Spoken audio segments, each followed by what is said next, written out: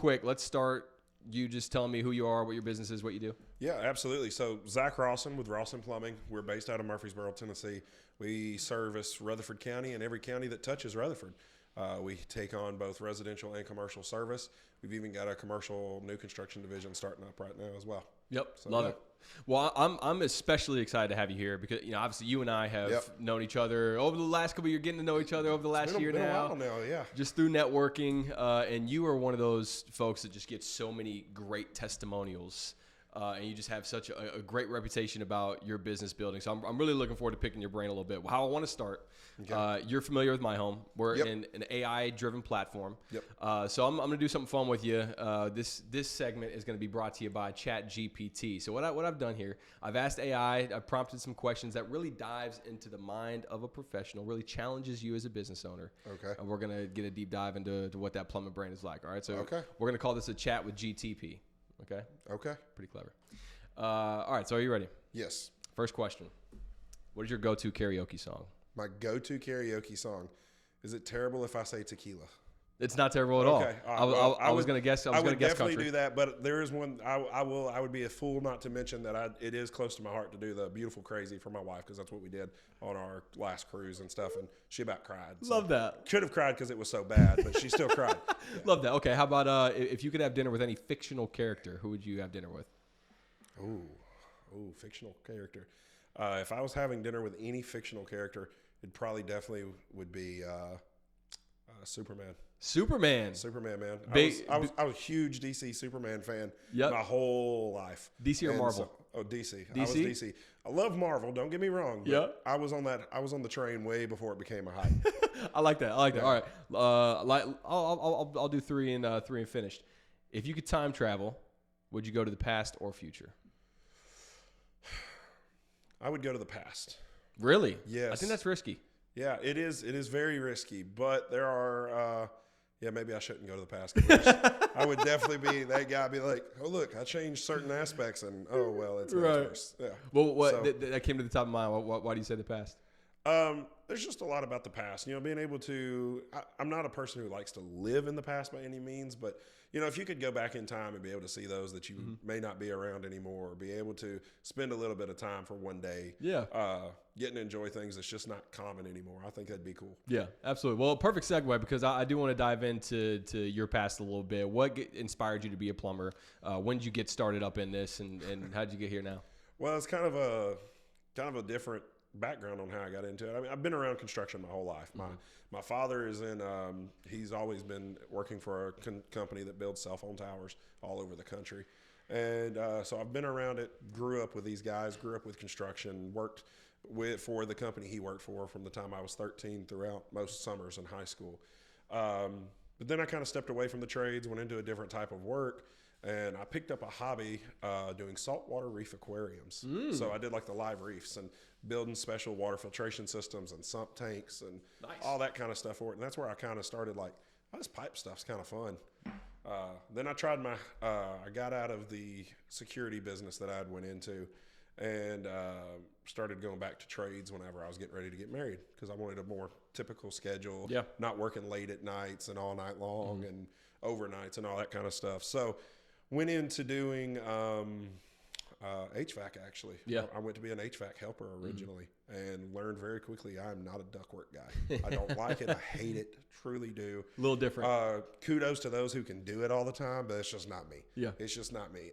But that company ended up hiring a plumber and I started being his helper and it just kind of grew from there. I really started enjoying being able to learn how to solder the pipes and how good it could look when you really make that stuff square and true and plumb, and it's just great. So went from doing that into doing commercial new construction, was able to do plumbing on a lot of the new towers here in town, and it was just kind of grew from there. And I got sick and tired of seeing how some people were treated, so I started my own company to be able to help truly help customers. Yeah, I'm glad you said that because I mentioned we met through networking. I've heard your elevator pitch, quote unquote, several times. And that's what really stuck out to me is you always harp on the fact that you have seen, especially from your industry, that homeowners are getting treated the wrong way, right? Yeah. Why are you so passionate about that? And how, just kind of dive into that real quick. So for one, and I'm trying to be careful with it because once again, things have to be certain ways. I mean, everybody's got to make money. Everybody's got to make profit. And that's different from company to company. You know, what it costs me to operate is not what it may cost a larger mechanical contractor to do.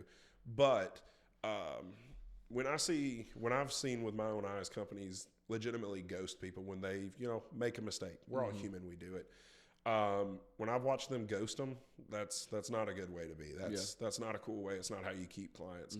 For me, it strictly comes down to customer service is first and paramount. I mean, you can go to company A, B, C, D to get the same job done, but you're going to keep coming to us because we're going to put you first, your family first, whatever it is that you're needing. I may think, and I'll always recommend things that I may think, from my personal opinion, is better. But at the end of the day, you're the customer, and I'm going to make sure that you're taken care of the way that you think is best for you, with just some little guidance with us. Yeah, I feel like the issue in plumbing too that can be a little tough on you as a professional is, at the end of the day, homeowners don't want to pay for plumbing. You know, they have to pay for it because they need it. It's not a sexy repair at all. It isn't sexy. You know what I mean? And a lot of the times, I'm sure you have homeowners that maybe know exactly, you know, how things should go, even more so than the plumbing professional that's telling them how to do it. How have you come across, you know, that difficult area where, you know, it can get expensive, but you're trying to tell the homeowner this is what you need, and it's not, you know. Well, the big thing is I'm listening to what they're wanting. You know, let's take an example of somebody's getting ready to, hey, within the year we're going to be selling this house. We need it to be operational. We really don't have the money to be able to maybe repipe this whole thing. It's not a bad piping system. It's just old, and it's getting worn out. We don't have the money, and they would never see the ROI because, unfortunately, you repiping a house and putting new plumbing in it does not seem to increase the value of the property. They may say it they'll put it on there like, hey, new plumbing's done on this property, but at the end of the day, it's nothing compared to, hey, we turned the office into a bedroom, and now it's suddenly X amount of dollars more for the house. Yeah. They just don't get that ROI that they would do. So a lot of times it's mostly listening to the customer, where they're at and what they're needing. Now, there have been a few instances where we went in and, quite frankly, somebody bought a house that they weren't prepared for, unfortunately, and they were just like, "Oh, well, we can do it," and we will turn down the work if somebody doesn't want to do it the right way. Yeah. To that point as well. So, like we had, let's say somebody buys an old house with some galvanized piping in it, and it's a true story here. It has a mixture of galvanized and copper, which, for those that don't know, can cause an electrolysis issue, and most of the piping was completely rusted through. In and out. Yeah. And they needed a complete repipe, and they were like, no, we just want you to fix this. I'm like, yeah, there's no way that I can just fix this. Can't put your name on that. I can't put my name on it. My name is too valuable to us to do that. Like, we can either fix it this way, or you're going to have to call somebody else. I just don't want to do you wrong and take your money. I'm just not going to do that. I've heard, you know, you remember my background. I was, you know, in plumbing for about a year. I was not a plumber by any means, but I got to speak with a lot of the plumbers that did great work. And that was a common issue that I heard, is that they had to come in to fix work that was previously done. Yeah. How often have you come across that? It's pretty common. That being said, you will see plumbing is one of those trades. It's kind of like welders. Everyone thinks they're better than the previous guy that was there. Like, man, why did this guy do it this way? You know. But that kind of, when you take a step back and you realize, hey, sometimes it is, once again, goes back to what can the customer afford to do at this time? Yeah. Hey, you know, sometimes there's a client who literally just has to have their bathroom back functional. Yeah. It doesn't have to be pretty for them. They can only afford to do this. You don't like to do it that way, but at the same time, you're not going to sit there and say, well, I'm not fixing yours because I can't make it look, Instagram worthy or whatever. Yeah. But no, we, when it comes to it with certain work, it's not so bad. You know, most of the time when you hear the plumber like, wow, why don't they do it like this? It's more of an aesthetic type deal. Every now and then, though, we'll find that one where the P-trap's sideways underneath the sink, and they use the flexible connectors up underneath there to get that. And you're like, man, what is going on here? Such little details that homeowners just don't know that could just, you know, really weaken their system. So take that, though. Those little corrugated, flexible connectors from the P-trap up to the bottom of the sink, we're not even supposed to use those because they're a clog hazard. They create a clog from hair, grease, those little corrugated sections. It gives them the space where that stuff can build up and create a clog. So that's why I'm like, I don't get when somebody hires a plumber to use that kind of stuff. Yeah. How often do you have to, stay updated with codes and make sure that you're doing things, to code? Since that's important. I stay up. I stay up to the most current code books. Yeah. State of Tennessee has not updated their code book that we go by since 2012, though. That's interesting. So the building requirements are still to the IPC, the International Plumbing Code of 2012. Yeah. Currently, as it sits on this day. Why is it important for you to stay up to date with the codes? So for me to stay up to date with it all is because even though it may say that, the inspectors and stuff can go a little bit above and beyond. The code is the minimum. You have to meet this requirement, but there's a lot of things that change over time. I mean, you see bathroom standards and, how many facilities are actually required for a certain building, Yeah. And that changes from churches to stores to office buildings. How many toilets are required per 100 people?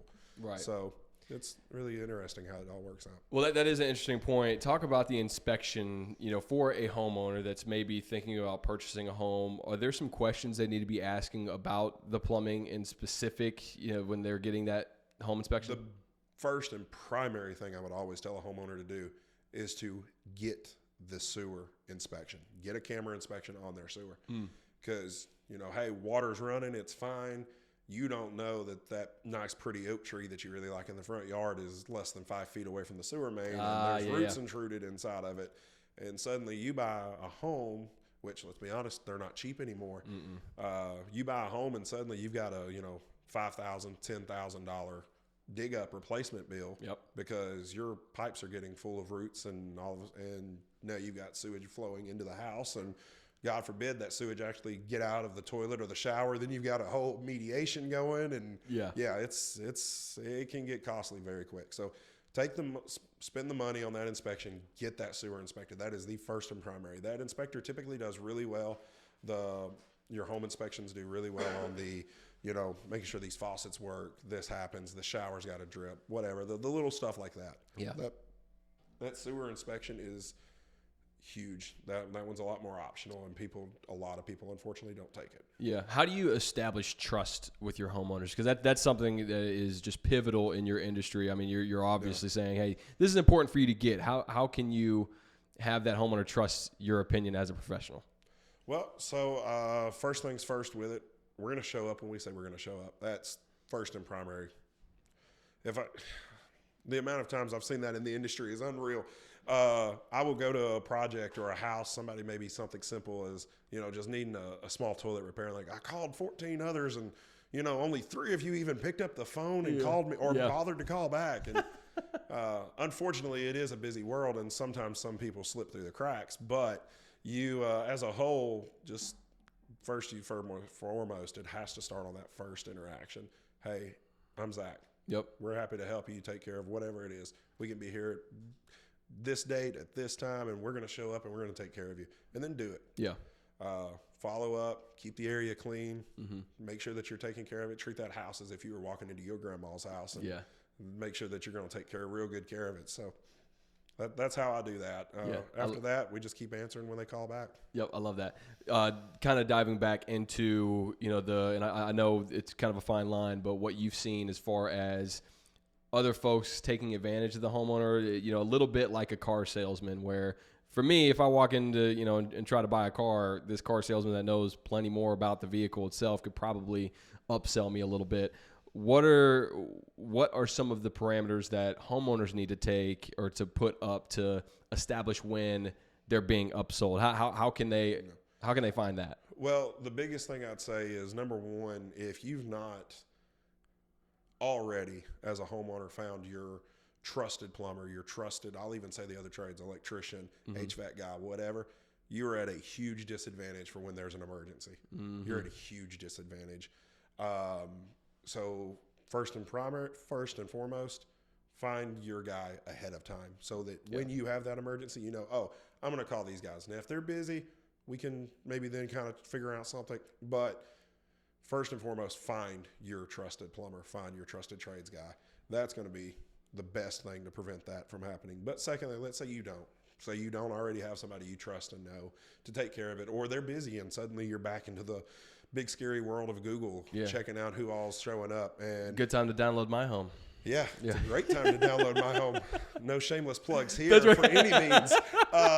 But yeah, no, we, you get in there and you're trying to figure out who's going to be the best and who you're going to call. And you've got companies out there that, I mean, they're strictly selling on commissions only for plumbing. Yeah, that's tough. I'm not knocking anybody's way of doing business by any stretch of the imagination. But if you're strictly only paying your plumbers by commission, at some point, they got a family to feed. They're going to start pushing what they should sell, what they think they should do to help them and their family. And I'm not knocking them.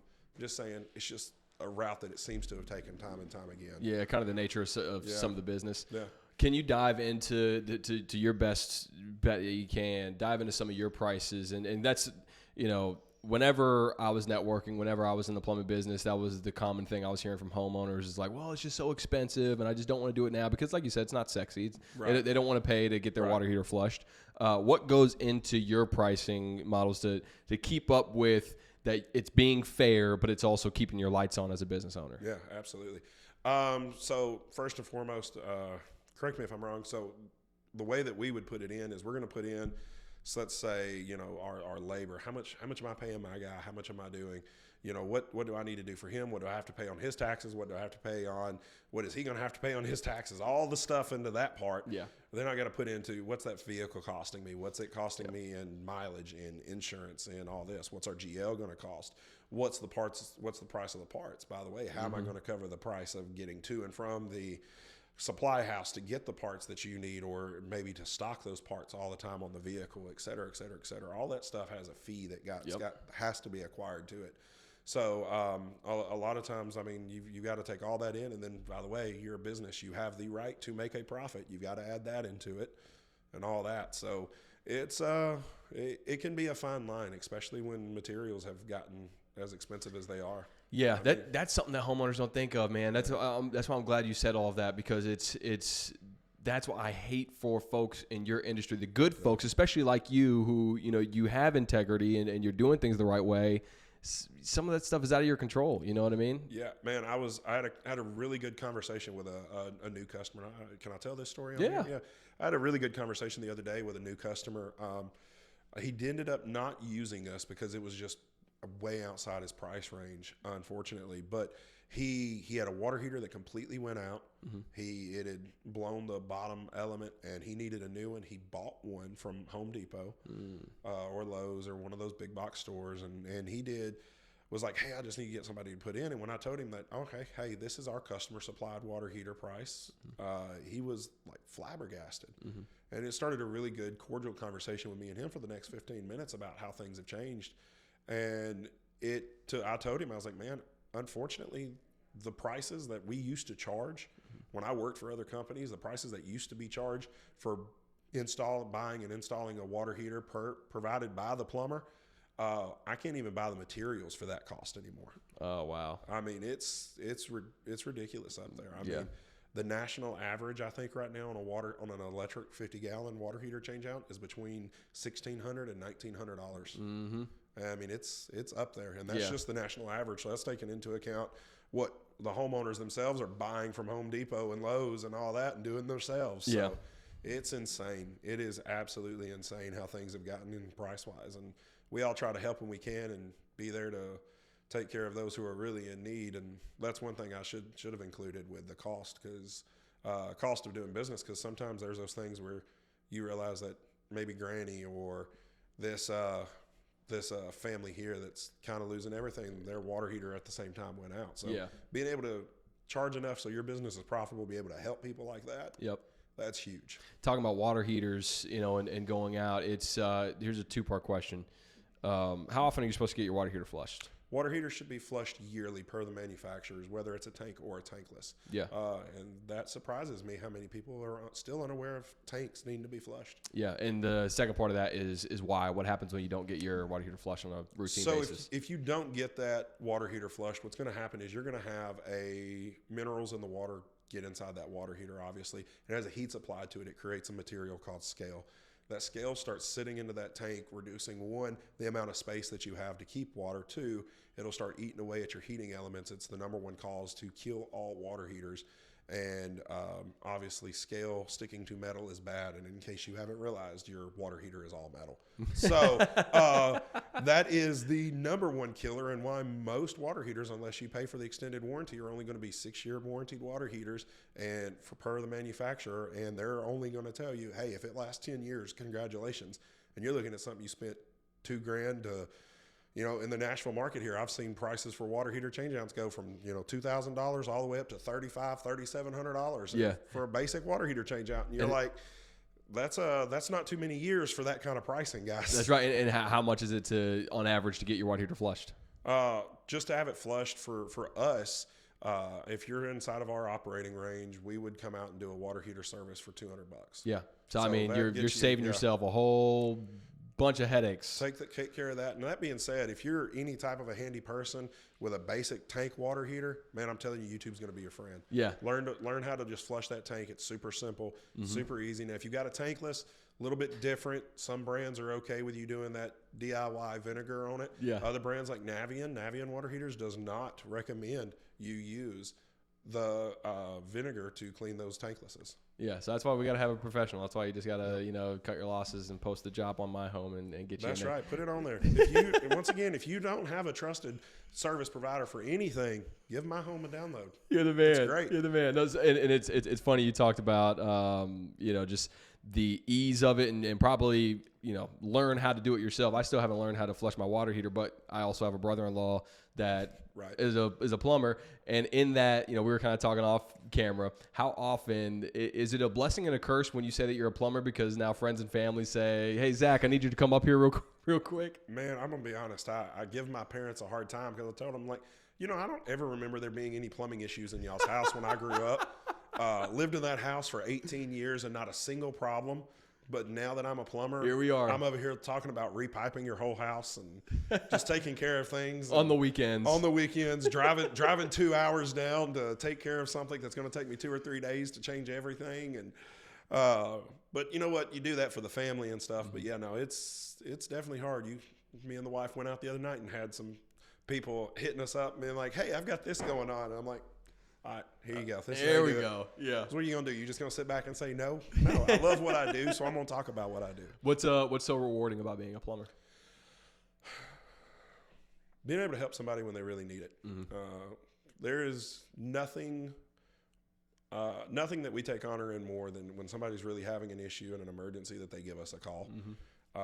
Number one, they know obviously they're going to trust us to take care of it. And that we're going to try to be as fair as we can with them on pricing and really knock it out of the park for them. Number two, just plain out being there, man. Yeah. I love being able to take care of a need when it's calling out. So. Yeah.